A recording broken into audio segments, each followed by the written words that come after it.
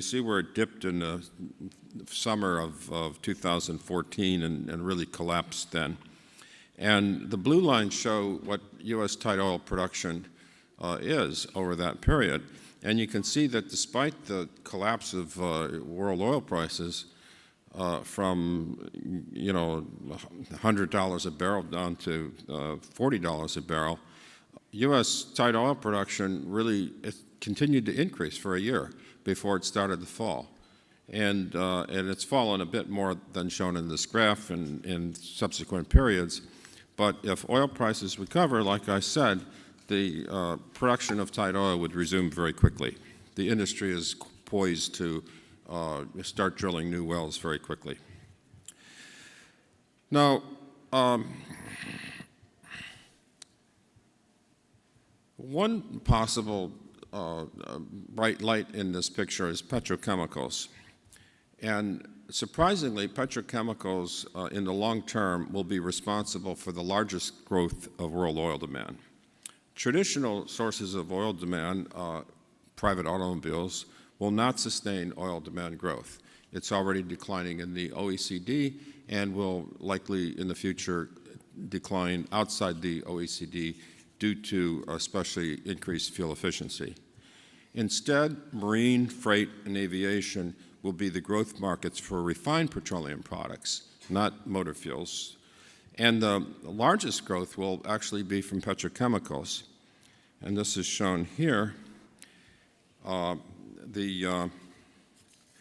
You see the red bars are reductions of oil demand between now and 2040, according to the International Energy Agency. You see that oil demand goes down in power generation, it goes down in buildings, it goes down in passenger automobiles. However, it goes up in maritime fuels, it goes up in surface freight, it goes up in aviation, and the greatest growth is in petrochemicals. And this suggests a counter-cyclical economic strategy, since petrochemical profits are typically higher when oil and natural gas prices are lower. Their markets are relatively stable and their costs go down. And in addition, petrochemicals are a natural growth industry for Gulf oil exporters. But there's a bigger challenge than just revenues. Economic diversification requires more than maintaining national revenues. For example, labor force participation is very important, and it's something that the oil and petrochemical industries by themselves cannot provide. They're not industries that employ a large number of people. So, to discuss this important topic, we're going to have a question and answer period. We have Dr. Attiyah, a former Deputy Prime Minister of Qatar. And in addition to all the important things that have been said recently about Dr. Attiyah, I want to additionally mention that he has extensive and consequential career in the energy industry and in government. He, of course, brings a wealth of experience and expertise for our topic today. And in addition, I'd like to note that Dr. Attiyah has helped to make our life on this planet more sustainable. He has held high positions in the UN Commission on Sustainable Development and on the UN Framework Convention on Climate Change. We are very fortunate to have Dr. Attiyah. I will go over here now and we will resume the session.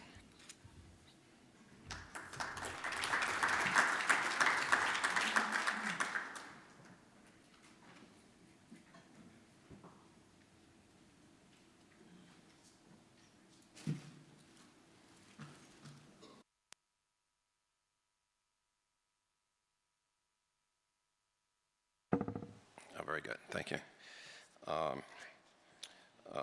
Let me start out with some questions and take it from here.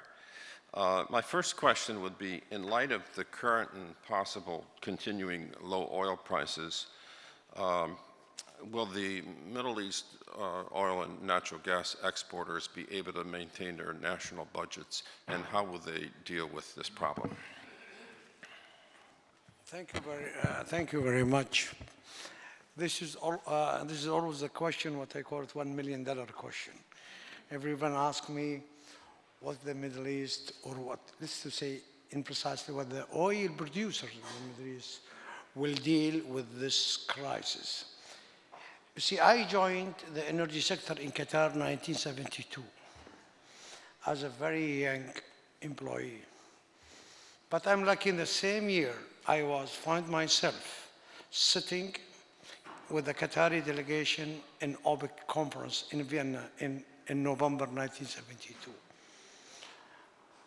So since 72, more than 40 years I was there, always in the energy, either in the energy sector, either attending the whole OPEC conferences. I saw in 1972 the oil price $2. OPEC was only established to challenge the IOC, the International Oil Company, because at that time IOC controlled everything from upstream, downstream, fixing pricing, fixing production. So we always challenged for 2 cents there, 3 cents there. In 1973, you see what they call the first oil shock. In 1975, we see what they call the birth of the NOC, the National Oil Company. And then NOC take over the production and start to control their own production. In the time, the challenge between IOC and NOC, but always the time, they have after converted what I call the unholy war. In 1981, I saw the oil price go to $45 in real term. If you take $45 today, maybe more than $120, more $130 in a real term. In 1985, I saw the oil price go shrunk very fast to $7. So what I just say, why I bring this short, story from the past, to see that the oil price always in fluctuation.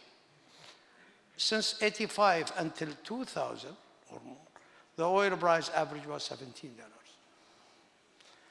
So the time, how the oil price, how the oil producers, they were so happy, so big smile, in that from 1973 until 1985. So 12 years with happiness. In 85 to 2000, they are so sad. There are tears, you can't see it in their eyes. Always consumers and producers, what they call it, the consumer days and producer days. Who will smile and who will cry?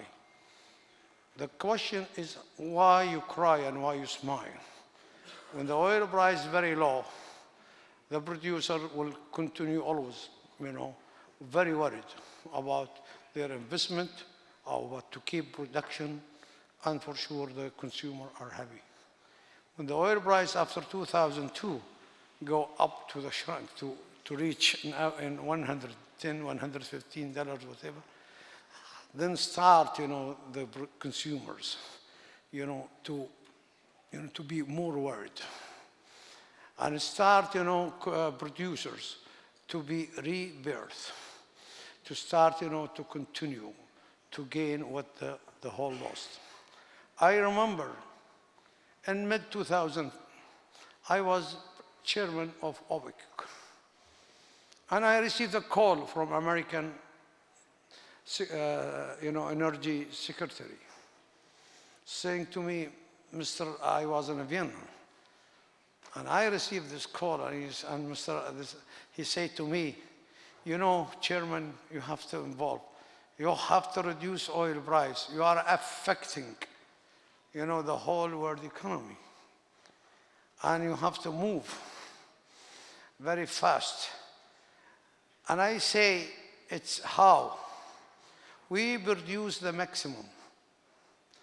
In the same time, I remember, Your Excellency, back in the 90s when I was visiting in USA, and I was complaining that low price is so bad for the industrial. It will reflect negatively even to the consumers, because we will stop invest in a new, production. So the world in the future will face a big shortage of oil. And I take your advice in that time when the American told me, or even the Europeans, Minister, don't involve in the market. It's a free market. So why you are complaining now when you believe that this is a free market? And no one should interfere in the free market. So this is the time, and how, we are in the time to see how the challenge. Oil price, yes, we notice it, we test it, we saw the cycle high and up, and we live with it. Now, your question about the Middle East, how they will challenge, especially the oil producer, in a low oil price. They did it back in the 80s and the 90s. And now they have to cope with it and live with it. This is a cycle. In the international economies, we never saw a sustainable economy. In 2007, I was being elected in the United Nations as the president of the Sustainable Development Conference. I was dealing with the whole world, with their all problems. When you deal with 195 countries, with their own problems, come to you to talk to you, some of them, they think you have the key to solve their problems. And I told one of the group at that time in the United Nations, sorry, I have no key in my pocket. I have to tell you the story to the others. But I don't have a solution. Even though when I've been elected as a chairman of the Climate Change Conference, COP18, I remember the underdeveloped country group came to me and they say, Chairman, in Copenhagen, the world promised to $100 billion, as a fund to the underdeveloped. Where is this money? I looked to them, fine, and said, sorry, it's not in my pocket. Let me to check where the $2 billion, where the $100 billion, and who promised that? I was advising them, recently when I create my own foundation, and this is the first time in the Middle East, to create a foundation, non-profit think tank, to tackle with the issues of, with the energy, sustainability, and how with the challenge. We introduce a prescription to mainly to the GCC country, how they deal with the oil price.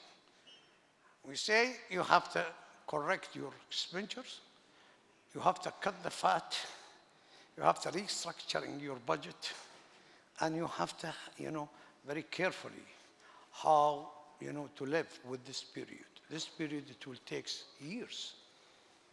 I'm not a man who believes that next day you will wake up tomorrow or next year and you'll see the oil price go back, to over 100.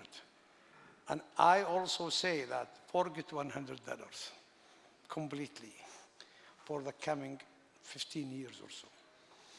Let's to concentrate how in the future, to bring the oil price in a reasonable price. Reasonable price that can, accommodate producers and consumers. In my belief, if you ask me what now the right price, I will say, let's just say $65, $70 will be a very reasonable in this time.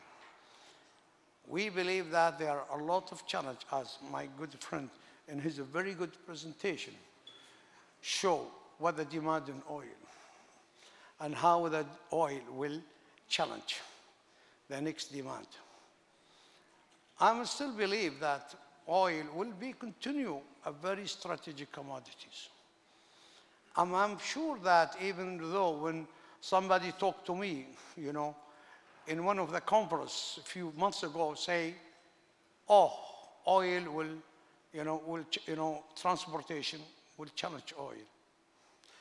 I said, okay, when you say that, for instance, hygiene cars or electrical cars or whatever they promote that, it will replace the gasoline. In my opinion, this is maybe will be in Europe, United States, and other industrial countries. But most of the many countries in the world, in Africa, in Asia, in Latin America, in Middle East, they are not lucky with the power. There are 2 billion people in the world. That it means 1/3 of the whole world, they are not received even, energy.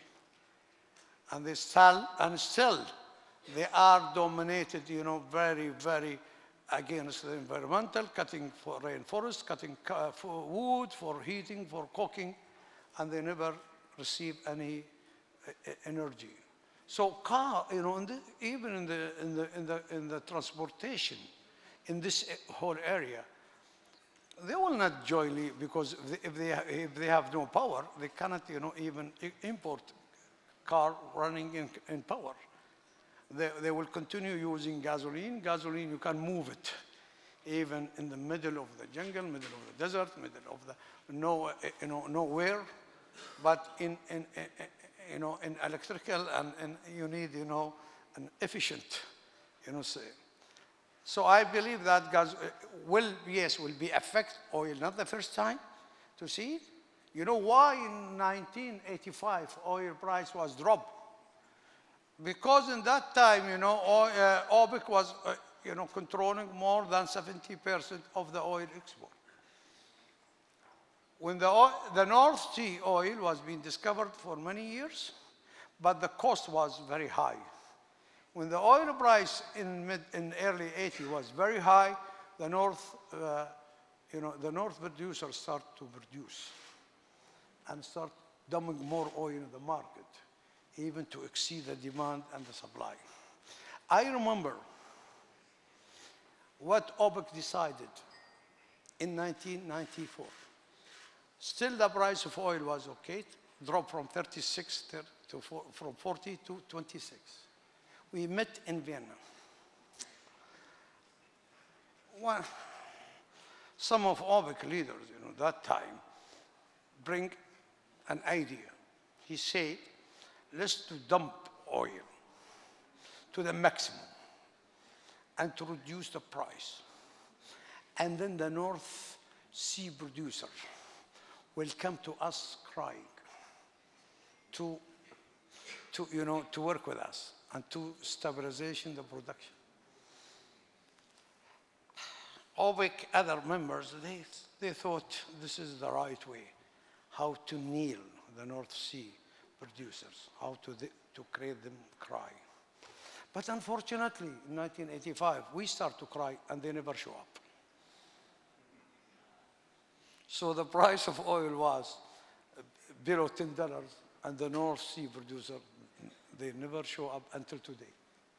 So the way of how to deal with the problems and how just react it is a way in wrong assessment. Now the history come back again. The North Sea was affected, the oil producer back. Now we talk about shale oil. We start to blame shale oil. That the oil price was dropped and how, and the cost of the shale oil and how we can deal and what the cost. And every time they estimated, even, a major oil companies in the United States, as ExxonMobil, as Chevron, and, we start, to build the biggest LNG plant in whole United States, in Texas, in Golden Pass. We, as Qatar Petroleum and ExxonMobil. We never thought, and even ExxonMobil as the biggest oil company, who has more researchers, who has more, economists, who search the market technology, they never thought, and they never put even shale gas in their consideration. Just 3 years, when we complete our platform, our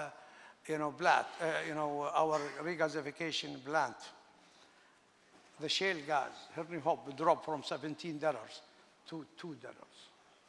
And it was disaster. Even we didn't send one cargo to our plan because it's even below cost of transportation. And when I ask Exxon, what happened? It's just 3 years. You never calculate what they should. They they have a miscalculation. And it's normal, you cannot just predict it, whatever, your analyst or your expertise, is telling you the story. Don't be worried, shale gas will not exist. Shale gas is very costly, and this is the story. Now we have a very big plant in the United States, in Golden Pass. Beautiful, I visited several times, and not worried. Now what we decided now, okay, we decided to convert it to export LNG from USA. So ExxonMobil and QB will put additional cost, but it's okay. We have the board, we have the tanks, we have the pipe, we have everything there, except only to change regasification to gasification. And we will, hopefully by 22, 21, we will start export from LNG from United States. It's good for us. It's a good investment. And will help us how to be more flexible. As you know, Qatar today is the biggest LNG producer in the world with 77 million tons. Also, we are operating the biggest LNG shipping company in the world with more than 70 ships. We built the biggest ships in LNG in the world, never been built until today. It used to be the conventional LNG ship, the biggest one, 155,000 cubic meter. We have a new type, we built it. One, we call it Q-Flex, 210. And the other one, we call it Q-Max, maximum. It's 266,000 cubic feet. So today, we are the most flexible LNG supplier in the world. We can move to everywhere. We sell LNG to Brazil, to Chile, to Argentina, to every part of the world. Now today, whatever, we have the challenge in Qatar, but still gas will be a big demand. Yes, we know gas is a related price to oil, but still, we see the gas. As a Qatar, we are small oil producers. I love oil, but I love gas more. And now, we see a new market for us in gas. We just signed a big contract with Pakistan, more than 5 million tons a year.